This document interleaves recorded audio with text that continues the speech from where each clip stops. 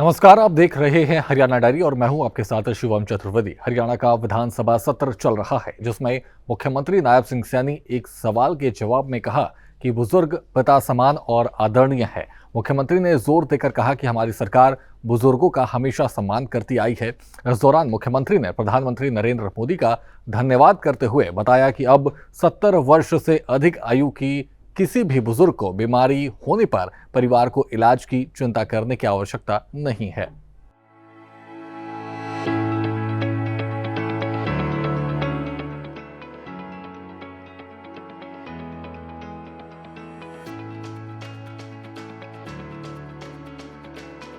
हरियाणा ऊर्जावान नेतृत्व के साथ सकारात्मक दिशा में आगे बढ़ रहा है। प्रदेश के हर वर्ग के लिए नायब सरकार योजनाएं बना रही है और जमीन पर उसका कुशलतापूर्वक क्रियान्वयन कर रही है।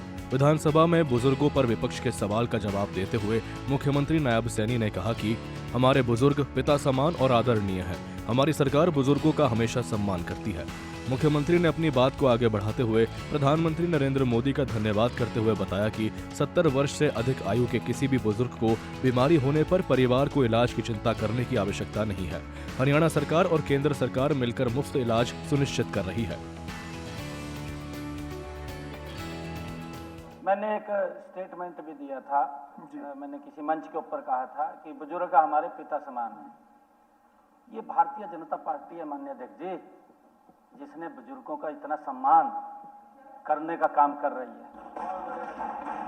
माननीय अध्यक्ष जी, मैंने ये भी कहा था, मैं आदरणीय नरेंद्र मोदी जी का धन्यवाद करना चाहता हूं कि उन्होंने अभी अपने संकल्प पत्र में एक बात कही थी कि 70 साल का ऊपर का कोई भी बुजुर्ग है, अगर उसको कोई बीमारी हो जाती है या कोई बीमारी आ जाती है तो परिवार को इलाज की चिंता नहीं है। माननीय अध्यक्ष जी, सारा इलाज नरेंद्र मोदी और हरियाणा सरकार कराएगी।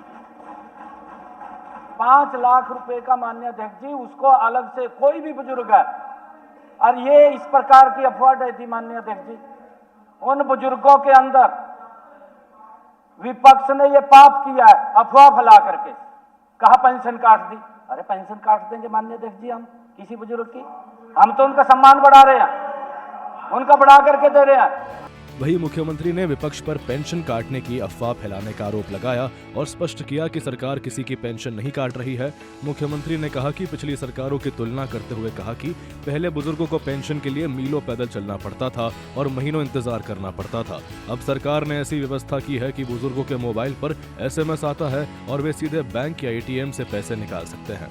देखिए माननीय अध्यक्ष जी, माननीय मंत्री जी ने जो जवाब दिया है, मंत्री जी ने ये कहा है कि अगर कोई शिकायत आती है, ये सरकार की जिम्मेवारी है उसको वेरीफाई करना हमारी जिम्मेवारी है, और उसको वेरीफाई करने के लिए उसको थोड़ी देर होल्ड किया था और वो चला गया सारा का सारा। नहीं, गुनाह नहीं, अफवाह नहीं फैलानी चाहिए।